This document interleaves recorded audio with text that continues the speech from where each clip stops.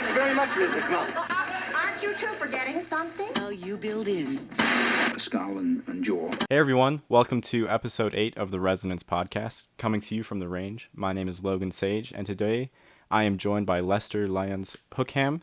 You may know him as the creative director / art director of Peach Pit, and from his work with various other bands. He is here today to share his experience as creative director and art director, and how his role in the music industry has evolved since the global pandemic. Lester, how's your week been? Great, very busy. Lots of work, which is not couldn't say that for the last few months. So happy to be busy again. Okay, yeah. What was the biggest challenge or adjustment you initially experienced no longer doing live events or shows or being able to be with bands to record, and how have things started to pick back up again? Well, honestly, from like a logistical standpoint, the biggest challenge was like we had this Peach Pit video that was supposed to be recorded, I think filmed on March 16th, which was pretty much the day that everything went into lockdown. So that just kind of got completely shot to pieces. So like we kind of, I guess, spent the first month just kind of like reeling from that. Everything got completely cancelled. The downside was that the album had already been slated for release on April 3rd. So at that point, there wasn't really any way of like rolling that back. Although I did kind of see some other musicians kind of reassess like release plans. Like Haim, I know, was supposed to put an album out in the pandemic, and they cancelled, or not cancelled, they pushed it back. Yeah. So yeah, I mean, for me, all of that kind of revolves around shooting music videos and photographs and working with people face to face, and all of that obviously is couldn't be done. So yeah, there was a lot of kind of like trying to figure out like how we could pivot to more social media stuff. Yeah. Lots of kind of playing with the idea of like TikTok and stuff, though the band weren't that excited about it, and to be honest, wasn't that excited about it either, so it kind of didn't really fully take off. But yeah, honestly, like you'd think it would be easy just getting somebody to film something on their phone for Instagram and send it over to you so you can edit it, but we realized that although all of these things can be done pretty much in isolation on our own, it's actually not very fun at all, and what you kind of end up with isn't that great, and you kind of miss that face-to-face collaboration where you know, me and the guys would get excited about something and we would just like riff off of ideas, and all of that was kind of missing. So I definitely feel like, we were trying to figure out how to get a little bit more done on social media, but it wasn't really working. Obviously, everyone's also just like super crushed by what's going on in the world, and maybe making goofy videos for Instagram isn't the first thing that people want to be doing. So, well, I mean, I know the guys, especially with Peach Pit, they definitely kept up with things. I saw that they put some stuff out on Instagram. They were doing like, oh, this is my part within this song, and they would do that like Neil did. Oh, this is my part in this song, and then Chris would do the same thing. And that's definitely good to see, and definitely not as like, I don't know how to put it, like being fake for TikTok or anything. So that's definitely good to see. Yeah, for sure. I mean, that stuff is always like, there's just the fans always want to, learn how to play the guitar parts and whatnot. So yeah, that's kind of like that was like pretty easy, and everybody was down to do it, and it's pretty, low commitment, and but yeah, I don't really fit into that, not necessarily. So that's between, the guys and the music, and I don't really have the largest role to play in those kinds of things. But we did manage to churn out a couple of goofier things, did like kind of MTV style crib videos. I saw that one. Which were very straightforward on paper, but it just takes so long, and I'm not there. The guys are like getting their girlfriend to film this thing on their iPhone or filming it themselves, and then they just send me like a half an hour long thing, which is pretty boring, and I have to try and figure out how to make this thing funny and condense it down to like a couple of minutes. So yeah, it worked out. It was an interesting experiment for sure. I'm just kind of glad that at least for now, are kind of seeming to be coming out of it a little bit. You know, we can shoot things here in BC, music video wise, and like put a bit more production value into things. And maybe that, you know, that might not be forever. So we got to be kind of grateful that we can do that, at least at this point in time. Definitely. So kind of on that note of talking about making things funny and enjoyable online, there's so much thought that goes into translating the band's sound into a visual representation for promoting music videos and everything else. Do you find there's a fine line between creating something refreshing as promotional content that's still funny and fans can relate to, and turning the band into a meme? Like, I love watching like the old Welcome to the Dock things, and where the band is trying to give away their minivan, or not the minivan, just the tour van, and the MTV Crib style thing. But I feel like there is a line there, because for someone like Oliver Tree, who has so many eyes on his content, I feel like he's trapped himself into being that character all the time. I mean, I think in terms of making yourself into a meme, I feel like everyone wishes they could decide what becomes a meme. You can't decide what becomes a meme. Like, you know, memes, I feel like the beauty and the elusiveness of memes is that nobody really decides who or what becomes a meme, and it kind of just gets picked up and taken in a whirlwind of internet culture that nobody really has any control over. But yeah, I mean, I know what you mean in terms of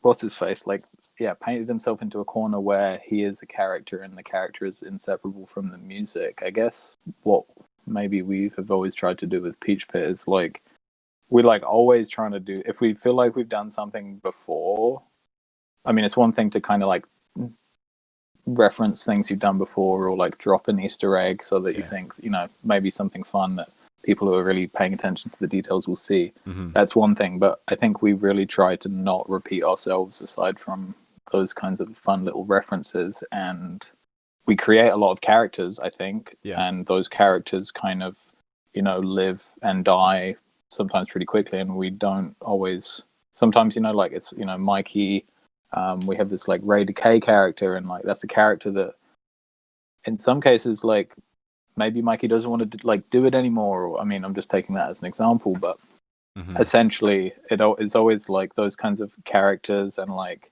goof vids are always like a product of like the guys and the moment, and we don't like try and force anything necessarily. And that's kind of like always a challenge, like, because you kind of set yourself up with these things, like you create a character, or you like do the give away the van video, and then the powers that be, like, you know, see how maybe successful or funny, or like how much fans latch onto that kind of thing, and they try and like make you like repeat the formula and do it again. And me and the guys, maybe for better or worse, have like quite a lot of resistance to that, and we're always just trying to figure out, if it doesn't feel right, or if it doesn't feel funny to us and it feels like we've already done it before, then we probably won't do it. And so that's maybe how we've avoided painting the guys into like a kind of a series of caricatures of themselves. I think that's a great strategy you guys have going, because it's, I mean, at least for me, it's definitely hasn't been something that has outlasted its stay in any way. So the only thing that really goes all the time is the outfits, and that's because from my perspective, it's kind of like, it just saves so much work. Like, we put a ton of work into making really good outfits, and then we use them for like a year or two, or I guess the last round was like 3 years maybe, and then we might use these ones for another year, and then, you know, it kind of like, I guess from a marketing perspective, it like really helps with the brand, and that's kind of like I guess a dirty word, but that would be the only thing that we like maybe run the risk of like, you know, annoying people with and overusing. But I don't know, it's different than having like a personality, you know. It's just a set of clothes, so it's not as intrusive, to say the least.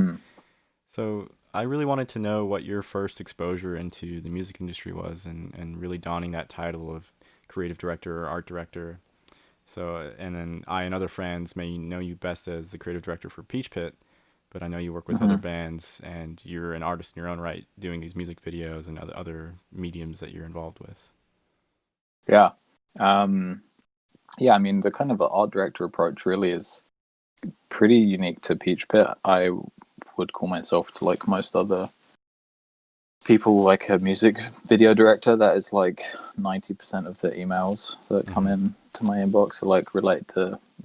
I wouldn't want to take somebody else's band photos or press photos, and I wouldn't necessarily want to design somebody else's album artwork, but I do enjoy like having that kind of breadth of like control over the Peach Pit guys. But in terms of like how I kind of got started doing that,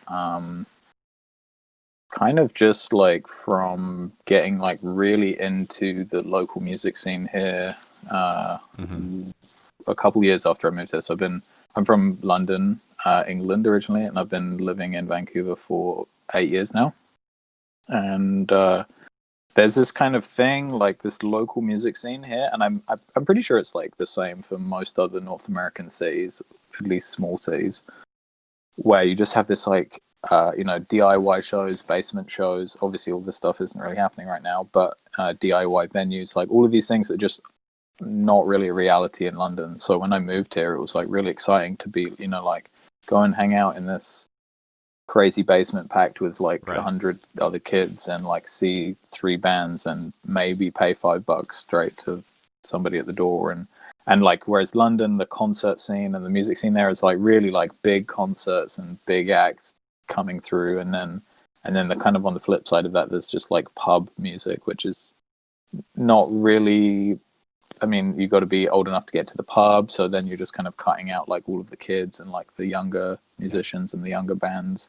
So yeah, that was kind of just like super exciting for me to come and to like meet people and get to know people's names and like figure out like who my favorite like local bands were, and then just go to shows all the time, like 2 or 3 times a week, and just like get to know people face to face. And then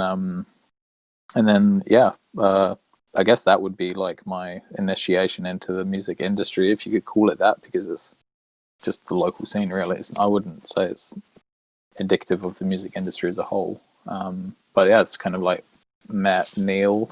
We worked on a night shift job together, and he was starting Peach Pit, and I'm a couple years older than him, and like he was I think 20 maybe when I met him, and still living in his parents, and I was like taking him to shows. Not that I knew much about the local scene, but I was like, oh, would you want to come check out this show? It might be good, it might be shit. And yeah, we just started talking about music, and honestly, I guess like it hadn't really crossed my mind any of the kind of art director stuff or whatever. I liked their music. I kind of hung out with them a couple times at band practice, and I was like, oh, this is cool. And then Neil was like, they were like, oh, would you want to shoot these like performance videos, because we need these live like videos, which we shot in the jam space. They needed these videos to apply for some music festivals, and obviously the music festival wants to see what you look like and how you play. So and then that was kind of it, and then we did a band photo, and then everything from there just kind of like spiraled. But it was started as a friendship between me and the guys first and foremost. Yeah, that's awesome. I remember those videos are still up, and I remember that being an early introduction into the band. Really bad. But I don't know, something like, you just those I think are some of the more successful things on YouTube. And you, again, like going back to the meme thing, you just like, you have no control over what resonates with people, like the grittiest, most kind of intimate videos are sometimes the most successful, quote unquote. So well, I think they've really evolved over the years, especially with the latest live session videos that you guys did with the new album. Those were phenomenal and those are fun. Really inspiring to me, doing live sessions here with the venue, and it's those were just crispy and amazing, to say the least. Yeah, definitely. Hard one. Definitely hard to convince all of the people who are, the people at the label and the people at the management who are giving you money, of which I'm very grateful that we obviously made the project happen and got the money to do it. But you're kind of you're working with these expectations where, you know, the management company or the label like has in the past done these live sessions, and they kind of have this expectation where they give you the money to do it, and they kind of expect like, oh yeah, that'll be a day in the studio, like we'll get like 8 songs or 6 songs or whatever, and I'm just like, maybe if the bar was really low, you would get like 8 songs, but like I'd rather do like 3 really, really well and have a chance to do them a bunch of times.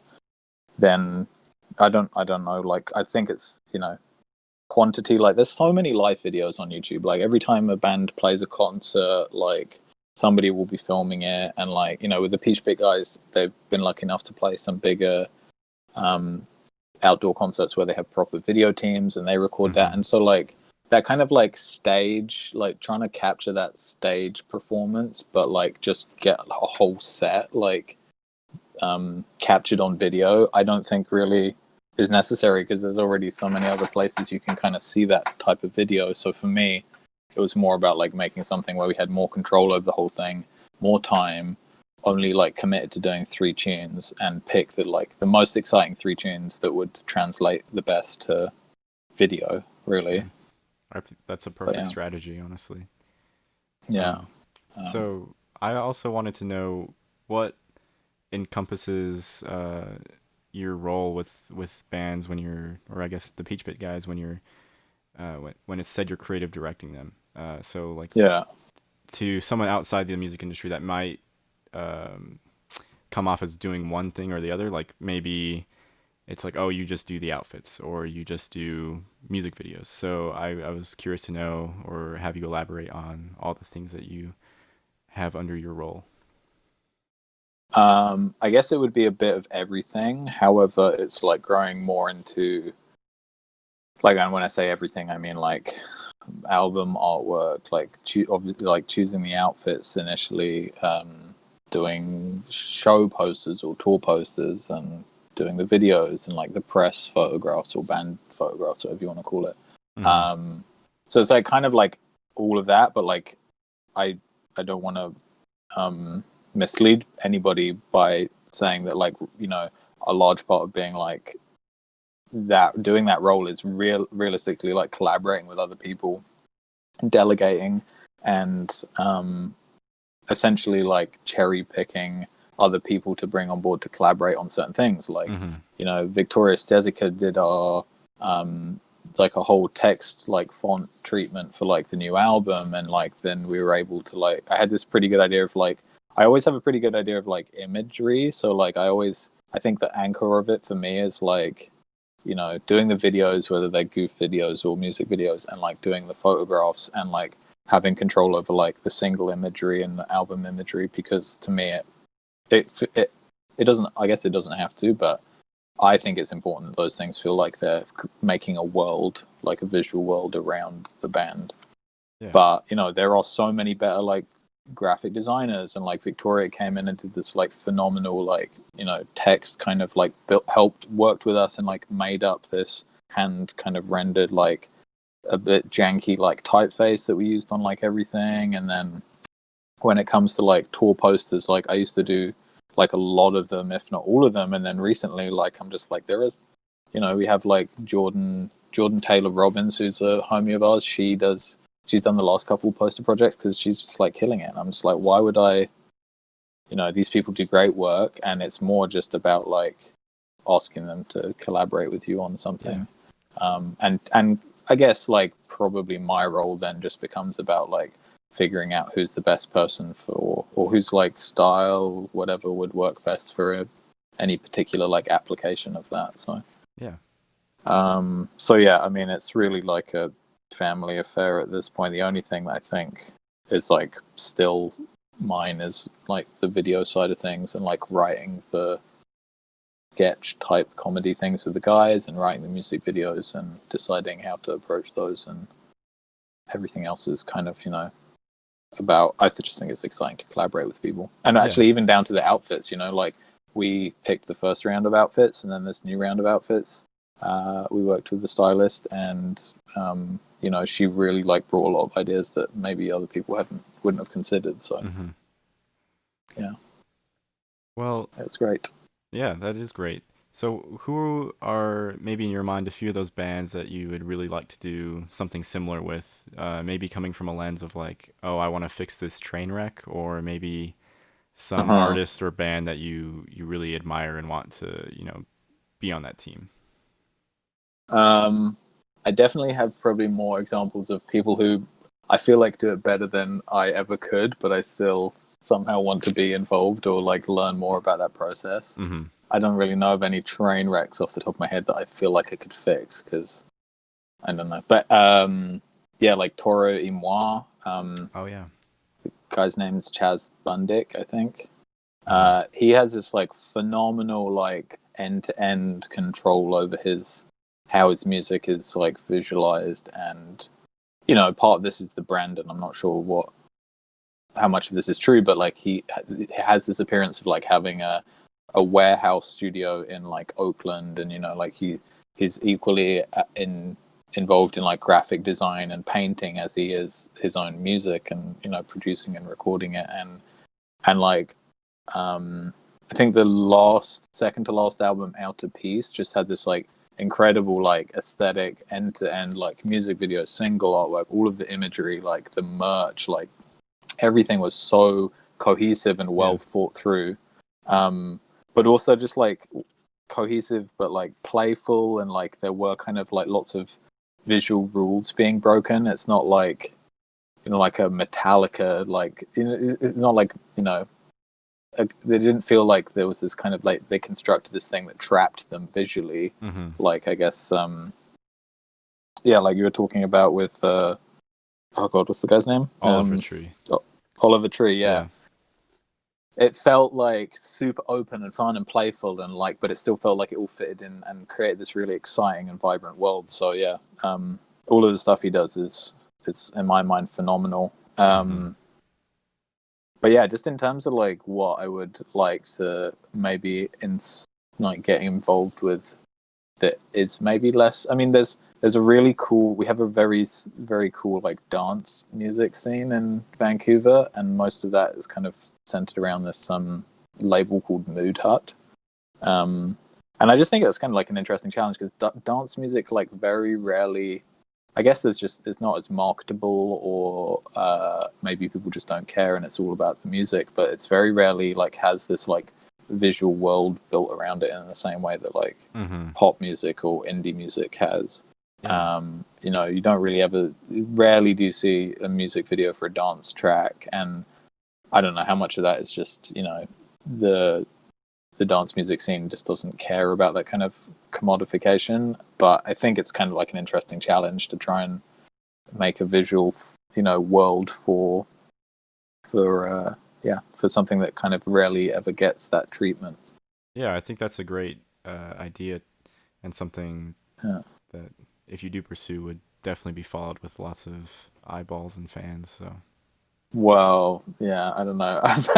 I'm into I don't know. pretty Yeah, niche yeah, stuff. I don't know if it's everybody's cup of tea, but yeah, I don't know. Sometimes you just got to do things you want to do, not because you think people will love it. But definitely. yeah. So with the new album that the Peach Pit Boys dropped, You and Your Friends, which is amazing, by the way. Listen to it the second it dropped.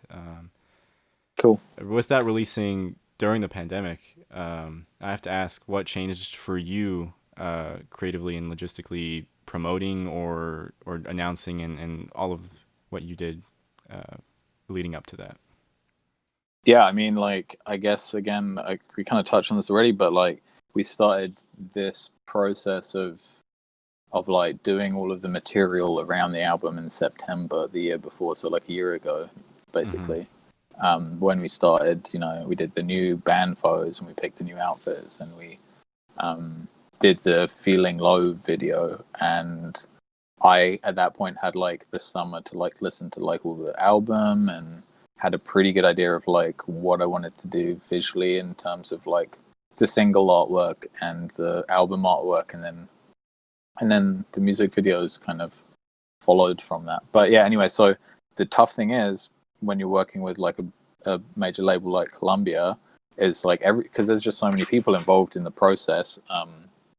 That decision of when the album comes out is like basically made 3 or 4 or 5 or 6 months ahead. I'm not sure exactly when that was decided, but somebody higher up and cleverer than me in terms of like how to market this record decided that April 3rd was the best time to put it out, and so those wheels were like set in motion in like September, and we had like a music video in September, and then another the live sessions were shot in December and then like slowly released one by one, and then another music video in January, and then another one in February, and then we were supposed to do this one for Figure 8, which got cancelled because of the pandemic, and that was supposed to be what we like launched the album with. So I mean, it was from my perspective, like I'm not like heavily involved in like the touring of it, and I know like obviously everyone was looking forward to the album coming out and that, having that great big tour to like back it like basically all over the world, and I think the guys were like pretty crushed when obviously all of that got cancelled. But yeah, from my perspective, it was mostly to do with like, oh shit, like so we can't shoot this music video, which was supposed to be our, you got to have a good cool thing to put out with the record, right? A video, basically, is what I'm talking about. And we couldn't do that, and everybody was like reeling, and like nothing happened for like 2 weeks in the middle of March until the end of March, more or less. And somehow, super luckily, we had that third live video, Brian's movie, which was my favorite of the three and the guy's favorite of the three, and I think it's a fantastic thing. Yeah, people at the record label and at management, I think, were like pretty bummed because in the music industry there's this understanding that like the live session videos on YouTube just never do as well as the actual official music video. But luckily we had that, because we wouldn't have had a music video otherwise. There would have been nothing. Like if we had already put that out, there would have been literally nothing to put out with the record, which wouldn't have really mattered because fundamentally it's the music that everybody's waiting to listen to. So yeah. Well, so kind of on that note, with the Figure 8 video being delayed or postponed, there was the visualizer video that you put together and had released, which I think that is very unique and really helped carry that. It filled the dead space, I guess. Definitely, yeah. And I didn't do that. I mean, that I've got to give full props to Max Littledale, who animated that. He is he's a fantastic animator. We're actually working on another Peach Bit video as we speak. But those are my images. But yeah, kind of like that came out of what was initially a discussion about, the management and the label wanting lyric videos basically for each song for YouTube for when the album came out. And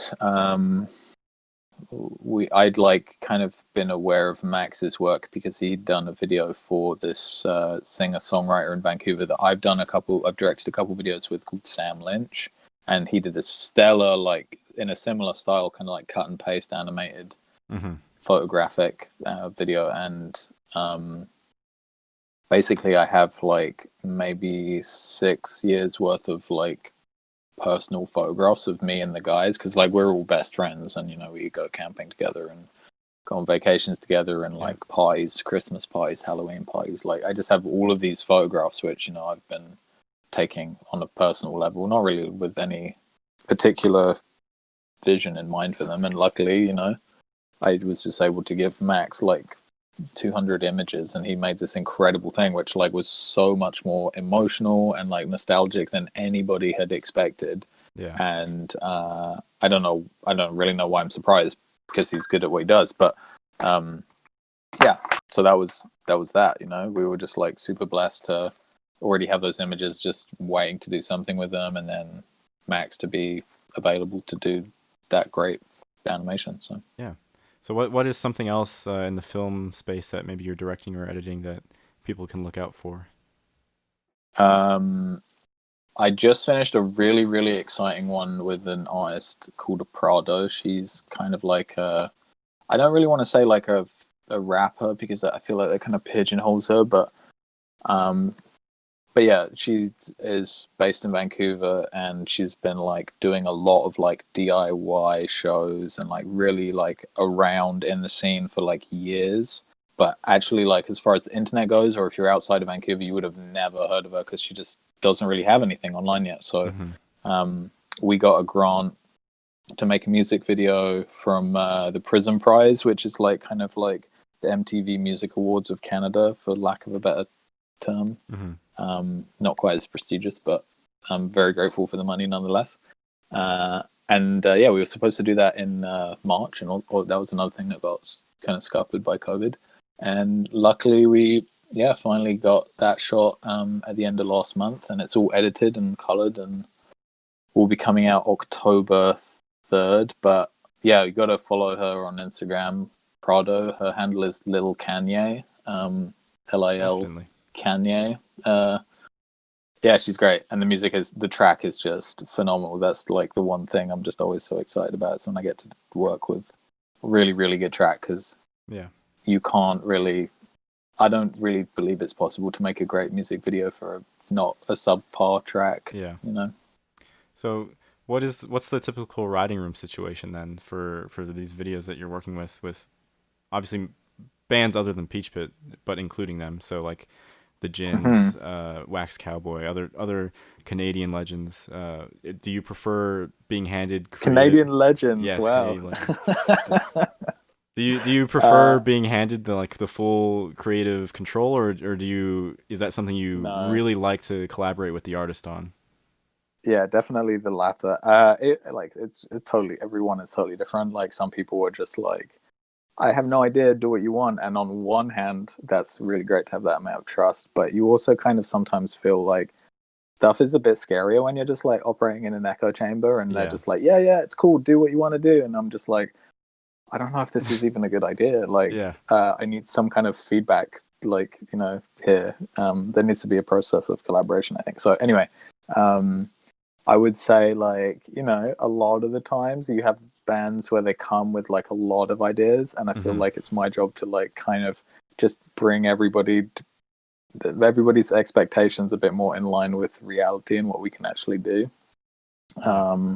Then, you know, and then that's, you know, that's exciting, because it's really exciting to be like working with super passionate people, but you kind of have to, I always find like you want to try and like shoot for like 120% above your like what you can actually do. Like your ambition should be like 20% above what is, you know, doable. But if you're trying to like shoot for like 100 and like 200% over what is achievable or what is within, you know, your means, you're kind of destined to fail, and I think it's, you know, and crash and burn catastrophically.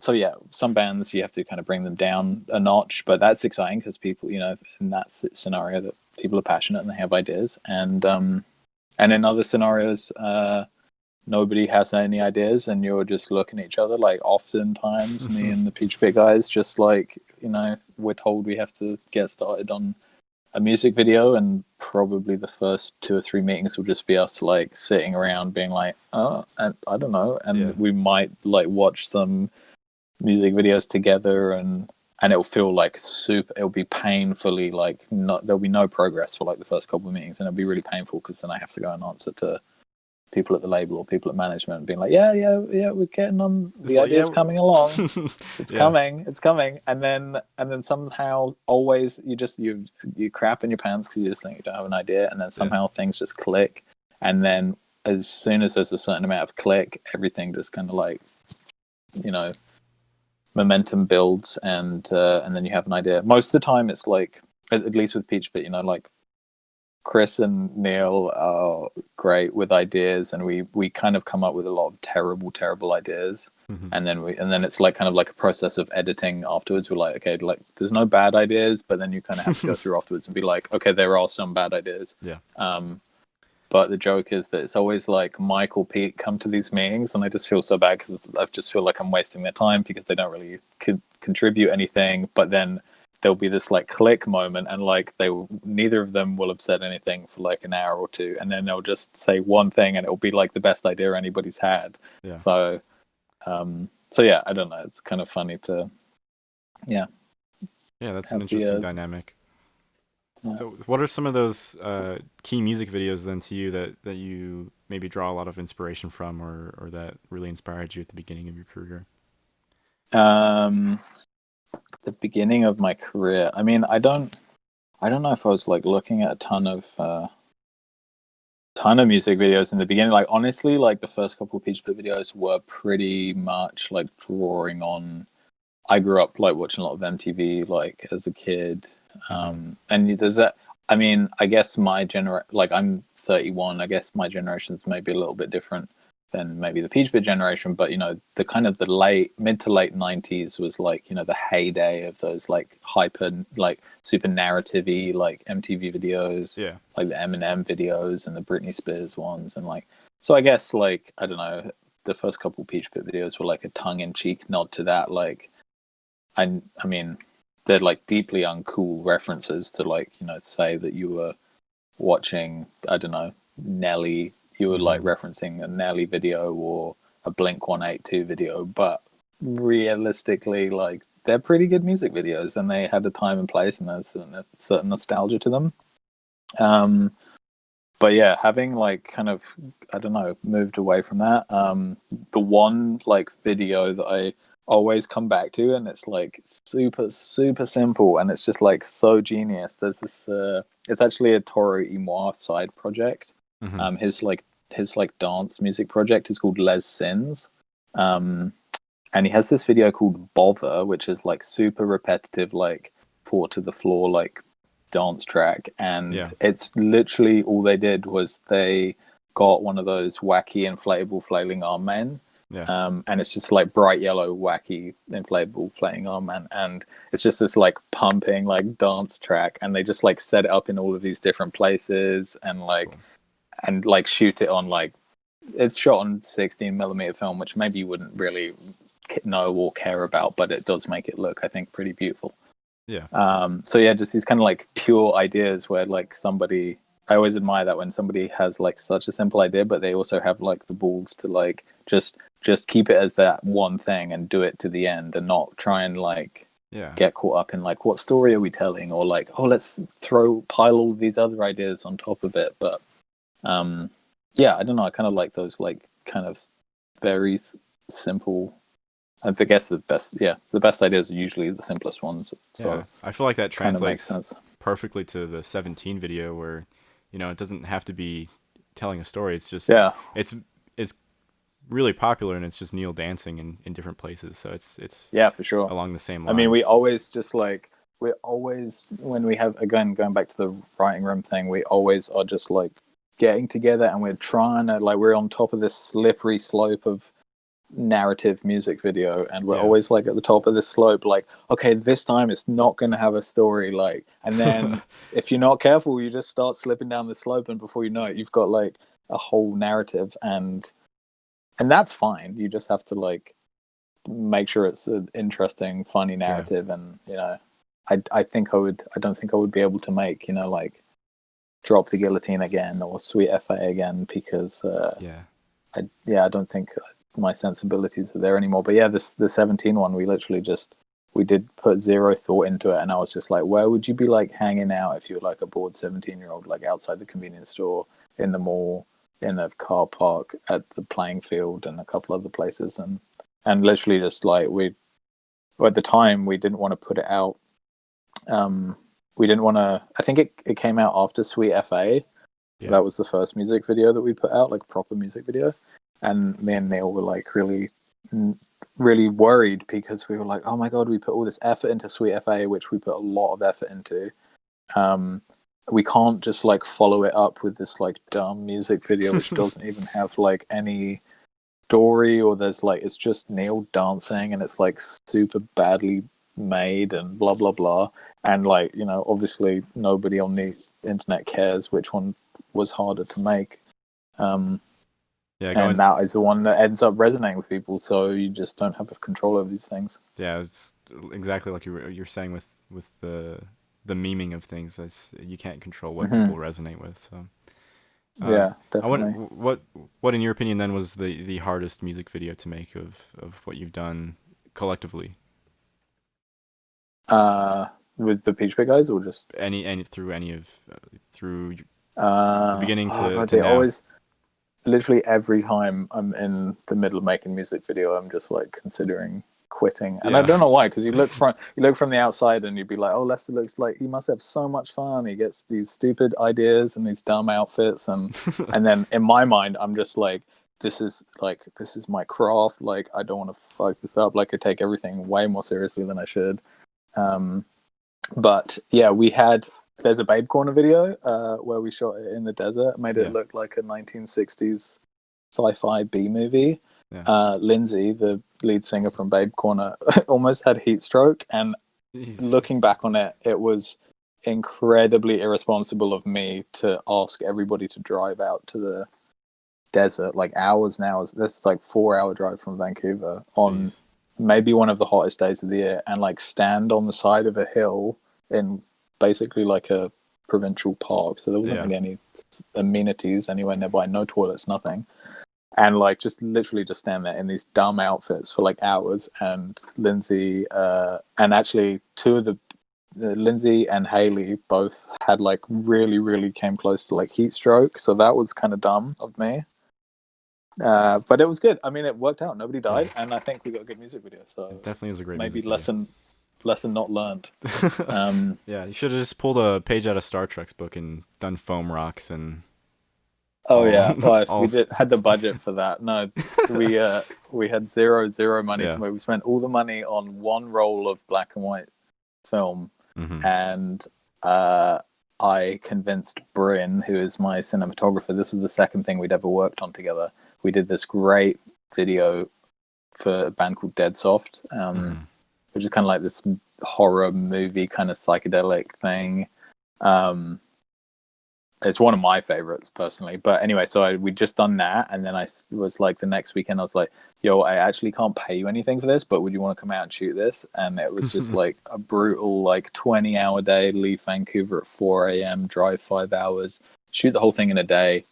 Me and him didn't take any money, but put like basically all the money into just one roll of like film, which is 11 minutes. So you're like shooting a 3.5 minute music video on 11 minutes of like footage overall. So you basically can do everything once. And I usually like have a pretty clear idea of what we're going to do, and it's all like down to the second of what we're going to shoot. So that kind of is fine, but yeah, it was just brutal anyway. Yeah, I mean, that seems pretty vital to have it all planned out, especially when you're working with film. Yeah, and it's also like, it's like, I don't know, it's like saves me work later. Like some ways like I love editing stuff, and some ways I hate it just because like there's just what you're just making one decision after another, and sometimes I can be like incredibly indecisive, and I'm like, is this bit better or is this bit better, and like and then you just kind of get choice paralysis. And when you shoot on film, you're just like forced to make all those decisions before you even press go on the camera, because you can't afford to waste any film. So then when I come to edit it, I'm like, well, it's kind of got to go back together like in this very specific way that I already wrote down on paper before we even started. So yeah, I don't know. It like, I find that kind of nice to just be like free of a certain amount of decision making later on down the line. Yeah. But yeah. Yeah, I haven't. We kind of get that when we do our live sessions. It's like it's one take, so there's not much. When I'm editing those, it's like all I'm doing is choosing which camera from the multicam setup is going to be shown on the main display. But yeah, it's definitely nice not having to make those huge creative decisions in the editing room, and then like if you did make something wrong or do something wrong, it's like, well, I can't reshoot it, so it's better to plan it out beforehand. So you kind of like front load all of your stress and like anxiety before the shoot or during the shoot, and in some ways, like I feel like that's where you should be making decisions, like especially when you're doing something like a music video where it should kind of feel intuitive, or it should feel like it plays with the music, and if you got to make those decisions either ahead of time, or you're like there on the day and you're like, okay, this isn't working, we've got to change the idea or like change the approach. I feel like you're just more likely to have something that's more intuitive, and I think most of the time like those are the best things, when you've made a series of decisions intuitively based on the music that's provided to you, rather than like shoot a bunch of stuff and then kind of ruminate over it for like ages as you're editing and like re-edit it a ton of times. And I don't know if that's really how you get like the most human, exciting, intuitive, like interesting stuff. Well, are you big on wanting to write a script with the music video, like having there be additional dialogue that wasn't already in the song?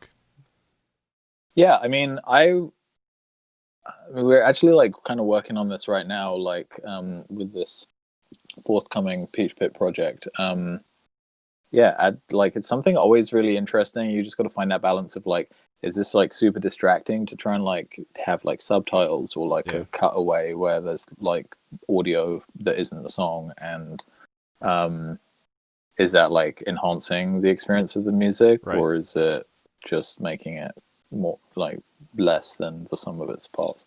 But I have this like I one project that I've already done that I think it's like successful, but I know that it's a niche thing and not that many people will really appreciate it or like even like it. But we did this one for Wax Cowboy where I was like writing this like kind of quasi real narrative about this guy that I worked with, and I got a friend to play this part, and like a certain amount of the character was actually written around my friend's actual personality, but like the meat of the story was like stuff that I had experienced, and we were kind of like telling this story from my own personal experience, kind of like a documentary, except the guy was acting in it more or less.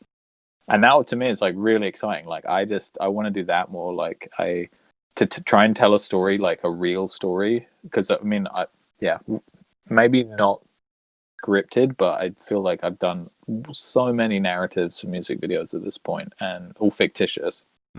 I think it would be fun to try and explore more like real stories, and then that's like seems like a real challenge to me to like, you know, have the music play a part that's more than just the soundtrack, but like also like, you know, find a real story that kind of speaks to the themes of the song and enhances it. Yeah. You know, so. Well, what do you think about some artists? Saint Motel in particular comes to mind. Like one of their previous albums, they did like a video with all the songs, and it was all done in like virtual reality. So every video that you watched, you could move around and like see the different things that they had animated for the songs. And I think even their most recent album is like the motion picture soundtrack. So like each song is like, it's clearly a whole story that they've thought out and done like that. Do you think you'd want to get that involved in like the writing process beforehand with an album so that you could plan out videos like that, or is that not something you're interested in?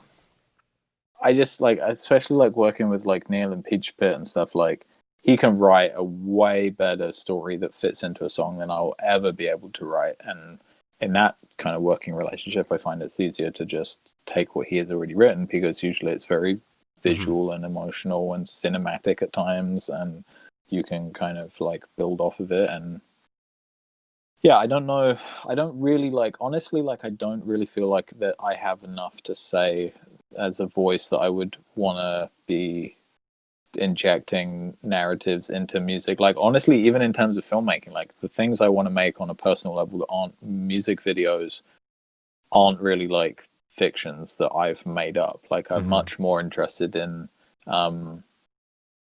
actually I'm interested in like documentary and real stories, but also like there is a really interesting space between like, you know, figuring out like what is like this kind of place where you're not quite sure if something's a documentary or if it's like entirely constructed. And so like that to me is really exciting, because you can kind of cherry pick elements of true stories and like kind of build them into a new story, or, you know, take some artistic license, because I would imagine, you know, doing actual documentary film work would be quite limiting, because you just have to be you're beholden to telling a story accurately, and there's only really like a certain way you can make a documentary, and if you start trying to inject your own like ideas into it, then you're not really doing a good job as a documentary filmmaker. But there's also like no reason to say, as long as you maybe don't call it a documentary, like there's nothing stopping you from coming up with something that is partially fictitious or a mutation of a bunch of real life experiences, and you kind of just like allows you to have more artistic control over it. I don't know. There's like a really cool director, Christopher Borgley. I think he's Norwegian. He does a bunch of music videos. And he has this one for another dance artist called Todd Terje, who's like another Norwegian dance guy. And he has this like 15-minute documentary about this like character that lives and takes care of his dad and is at home like care worker, and like on the side like makes these like designer drugs by like buying things from bleach and stuff from the hardware store and mixing it in vials, and like takes his drugs and then like just loves to take drugs, take care of his dad, and then listen to dance music and dance around in the garden. And it's just like such a bizarre thing, and you're like, is this I think it's all fictitious, but it's like posed as like it might as well be a documentary. And that guy just had more control over about he could tell this really bizarre story, and I don't know, something that I can't quite put my finger on that's cool about those kind of like fabricated documentaries that aren't so far from reality. But I can't remember what the question was or where we left off. I kind of went on a tangent there, but... No worries. Well, we can get back into talking about a little more music side of things with what you've been listening to on Spotify. Maybe also with that, maybe like some music videos that you've been listening to or watching. Yeah, for sure. Well, Spotify, there's a cool answer, and then there's the real answer. So the real answer is finance podcasts, and also I've been listening a lot to. There's a podcast from a cinematographer whose work I really like, Richard Deakins, and he interviews all these directors and stuff. So yeah, kind of like nerdy stuff like that. But I guess from a music perspective on Spotify, a friend of mine from art school who's back in the UK still just put out an album. His name is Deval Timothy, and he does kind of like it's kind of like I don't know, I don't want to minimize it by saying it's like jazz piano, but it's these really interesting like kind of score like pieces that are mostly based around piano, but then he also has like spoken word elements in them.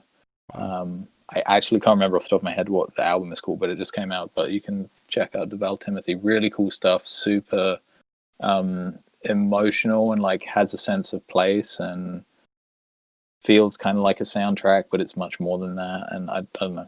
So it's got a couple of really cool features on it, actually. I think he did a track that's got like Twin Shadow on it. Wow. And it doesn't really sound like a lot of Twin Shadow's other stuff, but it's it's a great record start to finish. So yeah, I don't know, from the music side of things, that's kind of it. And then I guess like music videos.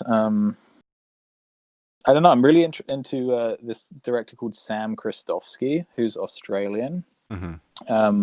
He does a lot of work with like Babe Rainbow, and he did this like cool kind of like teaser music video for the new Tame Impala record that came out like whenever that was, last year, or it's already a year ago maybe. Anyway, Sam Kristofsky, like his stuff is like super great. This great balance of like, it's kind of feels like effortless, and it feels like they had fun making these things, but it's also like well done. And any one of his music videos are like, and they're funny too. Like that's I don't know, a big thing for me is funny. They got to be funny, or they got to not take themselves too seriously. And then aside from that, I've just been I don't know, I would encourage everybody to, I don't know if you're, I used to like just try and watch music videos a lot to get inspiration, but honestly I don't know if I do it a ton these days, just because I find it quite depressing to be like, oh shit, that's been done, or that's been done, and obviously like everything's been done, so it shouldn't really matter. But I always find it's like a little bit less depressed. Also, like you just get depressed by like what passes for like a good music video these days. I think if you at least if you're looking at the kind of mainstream ones on YouTube. Yeah.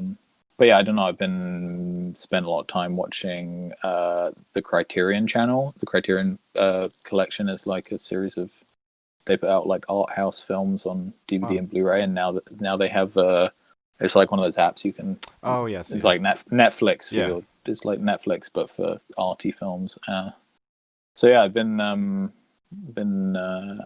watching a lot of that. There's a American documentary filmmaker called Les Blank that I would encourage everybody to go and try and watch some of his stuff. He has quite a lot of short pieces, and they're from like the 60s and 70s and 80s, and they all kind of revolve around culture where music is very important or food is very important. So like for the most part, they're all kind of centered around music and food. And I just watched a great one about what's the name? The festival in Louisiana. Mardi Gras. Mardi Gras, yeah. I just watched a great one about rural Louisiana, Louisianans celebrating Mardi Gras in like the 70s, and the super insane outfits and like super insane like traditions, and like the music is super haunting and kind of scary at times, to like Zydeco and then I don't know, just like really I don't know, niche stuff for sure, but like I always find that it's kind of like more inspiring and eye-opening than getting too caught up in other people's music videos. But definitely, that's good. I mean, me personally on Spotify too. Yeah, I've been listening to podcasts more recently.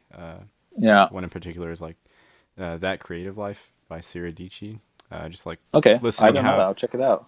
It's a great podcast for like listening in how like other creatives from different mediums will accomplish their goals or sometimes market themselves, and it's very insightful. Cool. But yeah, other than that, obviously Peach Pit and is music wise, and then just what else is good on the music front? Like honestly, I feel a little bit like I've maybe during the pandemic just kind of gone back into old. I mean maybe there's just actually not that much new music coming out. I don't really know if it's me or. Yeah, I feel the same way. Like I've been going back into the playlists that I already made, or like the artists that I already am familiar or comfortable with. One good tip though is I use an app called If This Then That to save my discovered weekly playlists. So it creates one big archive that I can go back into and just like, so you know how they like delete or change every week. That's kind of like a little tip for getting to see all of those all the time. But yeah, I always I don't know, sometimes I have like a love-hate relationship with the Discover Weekly things, because I just feel like you know, you realize like I go and visit Chris and then we're like, oh, this crazy song, you gotta hear it, and they're like, yeah, I know, that also popped up on my Discover Weekly. And then you know, you guys have like if you share a handful of bands with your friends, you know, you listen to the same bands, then you really quickly like fall into like the same pigeonhole as far as the Spotify algorithm is concerned. And I don't know. So yeah, that's kind of well, yeah, I find having it with the archive where like now it's, I don't know how many hours long that playlist is, but it's good to just like when I do want to hear something new, I just shuffle that, and it's cool. You know, it's you know, the last 3 years of discovered weeklies that I've gotten. Nice. You know who else put out a really good record actually? I was saying that no good music came out during quarantine, and that's not true. The new Tops album was like really good. That came out in like middle. Oh, actually, that was the same day as the Peach Pit album. Yeah, we joked about that. Really, really good band. If anyone's not, I don't know how. You know, they're a Canadian band, so I'm not really sure how widely listened to they are in the States. But yeah, I've discovered I didn't know a lot of the bands that I was listening to were from Canada or even Australia, but like when the Jins toured here, and then they were talking about all their friends, I was like, wait, I listened to them. They're there in Canada, and I was like, oh dang, I started realizing that's crazy. Spotify had recommended me all these bands from Canada that I was, you know, now becoming these fans of them. So it was really cool. Yeah, no, I'm a big Jins. They're actually the second band that wasn't Peach Pit. Like, so huge amount of trust of them to bestow on me to make my first ever non Peach Pit music video was with the Jins. Yeah, and It was goofy. I don't know if I can. Sometimes it makes me a bit cringe to watch it, but the music is good. So Yeah, they didn't definitely is. fuck up their end of the bargain. Yeah, they've got some. I mean, their newest video too with Death Wish. I don't know who they did that with, but that one was really cool. And then of course yours with, was it Real Food? Yeah, that was Real Food was a while ago. Death Wish is uh Zachary Vague, I think he calls himself. I Mhm. was supposed to do that video. It didn't work out, but it worked out in the end because they got a great video out of it. Yeah. But yeah. So yeah, they I'm trying to think if they were getting ready to put out a record or they just did one. I can't remember. Yeah, I think But they've been teasing it for a while. They've been posting the studio pictures yeah, and I things. can So definitely like understand if people want to kind of keep stuff yeah, on a slow boil and maybe until they can tour it. But I don't know if that's going to happen anytime soon. So yeah. Let's get into like what's next with the bands and music videos. So I know Peach Pit recently announced the rescheduling of their tour to 2021.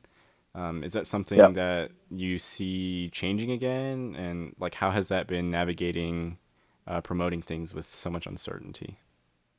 yeah. I mean, certain amount of this I can't really like speak to because I'm not actually involved hugely in the promotional side of things when it comes to the booking of the shows and Hmm. I just do a poster when every time the tour gets pushed back again. I can see why everyone's quite keen to like be optimistic, and I think it was rescheduled once and then it's rescheduled again, and I think as much as that's kind of annoying for everyone to like have this mess around, like I think it's better than just flat out canceling something and Yeah. yeah, and then having to start again from scratch. It shows that like I know personally that the guys are super super super excited like to get out there and tour again. Yeah.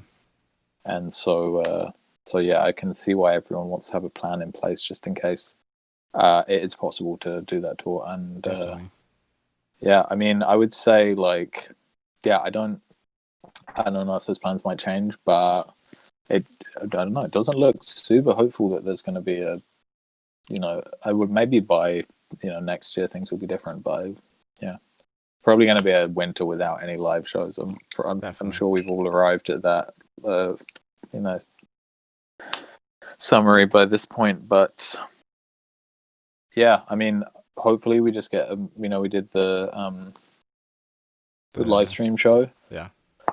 last week, and that was great and fun and a learning experience for everyone, and not something I've done before. And hopefully, we just if they can't tour, then I'm hoping that just translates into more opportunities to do more stuff like that. Yeah, that was I got a Um, chance to see that, and that was definitely a very cool production. Was that something that like nice. the Commodore Ballroom had a staff that like you were able to work with in conjunction to Yeah, figure I out mean, all that stuff? it was definitely a lot of figuring out. We were the second band to do a live stream from the Commodore, so as far as that all goes, like it was just like so many moving pieces. Hmm. And we were like really like kind of the second guinea pigs to like Yeah. go through that process. But it's just like like the Commodore Ballroom knows, like they have a stage and they have a great person on lights, and the guy Paul who did all the sound, like they all can do that Hmm. part of the job phenomenally, and that doesn't really change much from a live show, right? Right. But then they bring in a separate team of people who are experienced in live video shooting, and Hmm. that is basically that looks like a number of cameras and then somebody sitting behind a switcher, like switching from one angle to another. Hmm. And then there's like another team that comes in who has like experience in how to take like the video from that and like actually put it into the world on the internet. So everyone's really good at their job, but like there's just like so much gray area between like, oh, like what happens, like how do we know when it starts, and like how do we kind of cover up that awkward transition where everyone's walking onto stage, and like Yeah. how do we make it kind of like, yeah, I don't know. I just went in there and I was like, well, everything has to be darker, which is, yeah, I don't know, something. It's like a joke that me and my director of photography have when we're doing music videos. Just like make everything darker and it looks better. Yeah. But to me, that was like, I don't know, quite important because that's like you don't you don't go and see a show and see everything in perfect detail. Like you want to be blinded by the spotlights sometimes behind the band, or sometimes it's like super dark and moody and you can barely see anything. The fog machine is like, Yeah. I don't really know how much of that we actually like achieved, because it's kind of hard to like be in it and be watching it. I actually have to go back and watch the recording of it, but I hope that some of that we kind of captured. So yeah, definitely. I feel like it captured a lot of that essence, especially with the cool little transition that was filmed with like the bit of them backstage and then transition to them walking out onto the stage. I think that was done pretty well.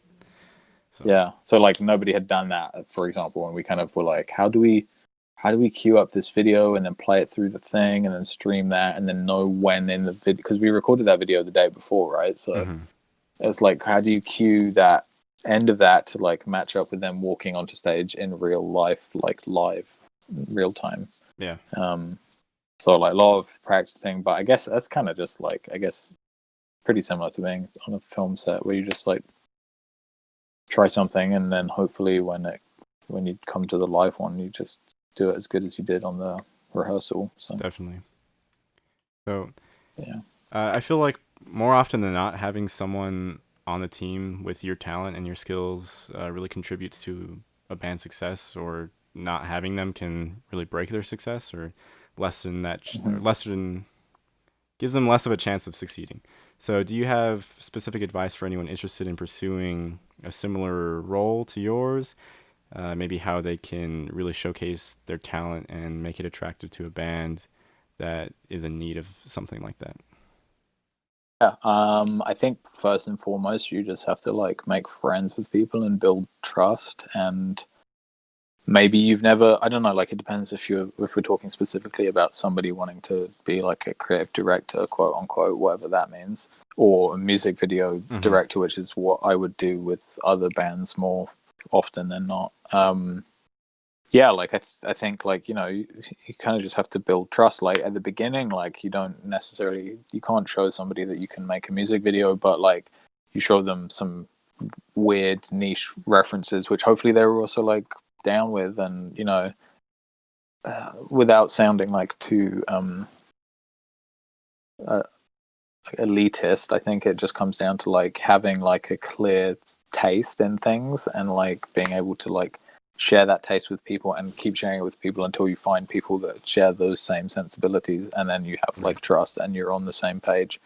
But yeah, like honestly, like you just, in my situation, I just went to like shows all the time, and I was never really expecting this to, like I went to art school before this and I did film and I did photography, but I didn't go to all these shows hoping like fishing for a band to let me do their music videos. Like I just was in it for the music, and I knew what I liked, and I was excited to, I'm not particularly good musician, and I'm trying to figure out like ways of like collaborating with music basically, and music videos is a good way of doing that. So yeah, I don't know, like that's kind of like not really like a great piece of advice, but like I would honestly just like immerse yourself in it, and like it is a slow boil, and it is like you've got to like obviously really like the music, otherwise you're going to get tired of it quickly and like burn out and stuff. And just know what you like. I think fundamentally just like have a broad range of references and interests, and know what you like, and know when somebody else has a bad idea or like an idea that you don't think is a good one, how to like kind of like diplomatically and collaboratively steer the ship towards something that you think is good. And not get too caught up on what you think other people will think is good. Definitely.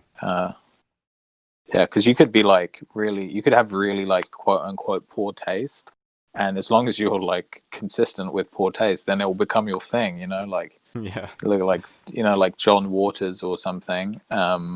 Really, really bizarre like filmmakers or like photographers, whatever it is. As long as like I don't think there's such thing as like a bad idea or poor taste. I think taste is really important, but as long as you're like consistent with that and that's what you want to do, and you keep chipping away at this thing like that you want to do, and you want to improve on the last thing, but like try something new and whatever, I would say honestly, like that's probably it. That's probably like the best piece of advice I have. Like, know what you like and like kind of keep striving for that thing, whatever it is. And Yeah. Yeah. No. Awesome. Well, thank you. I just kind of wanted to give you the floor to talk about new projects, new releases, anything else that you want to talk about before we kind of said goodbye. Yeah, I mean, like I said, don't have a ton of things going on at the moment because we're just slowly crawling out of lockdown here. But yeah, this Prado video is coming out in a couple of weeks. Go and check her out. I can't wait to put that out. And yeah, there'll be this new Peach Bit video in a little bit. Actually not sure what the release date is on that, but it's pretty soon. And then yeah, just like again, like shout out to kind of all of my local favorites, bands: BabeCorner, Wax Cowboy, Ponytails. Great Vancouver music scene. Winona Forever. They're in Montreal right now, but originally from Vancouver, so I'm gonna cling on to that. Everybody, yeah, I don't know. It's just think like, you know, try and buy a record off of somebody or a bit of merch or something, because all of that sort of really helps people right now. And yeah, I don't know. Let's try and fucking not spend any money on Amazon.com and I don't know. Like obviously, I'm sure everybody knows people in bands, and everybody knows how much that means to their friends who are in bands when, you know, like somebody on the other side of the continent buys a t-shirt or a tape or a record. But yeah, it's a big deal. And yeah, I don't know. I think probably the best thing we can do is, you know, support each other on that kind of grassroots level. And it's, you know, if you like the music, like hopefully you can find a way of, you know, financially supporting them, or just, you know, spreading people's names around and getting your friends to tune into them too. Yeah. But yeah. Well, I want to thank you so much for joining me. I want to thank everyone for watching. If you made it all the way through. Oh my gosh, yeah. We talked for a while, but hopefully there's a lot in there. Oh, that was great. Interesting. So, links to for sure. Find Lester everywhere online, and I'll have a list of bands he's worked with. You can go check them out too. I'll have links to the Range's social media down in the description. Again, thank you guys for watching. Thank you for being here, Lester. Thanks, Logan. Bye. That was a pleasure.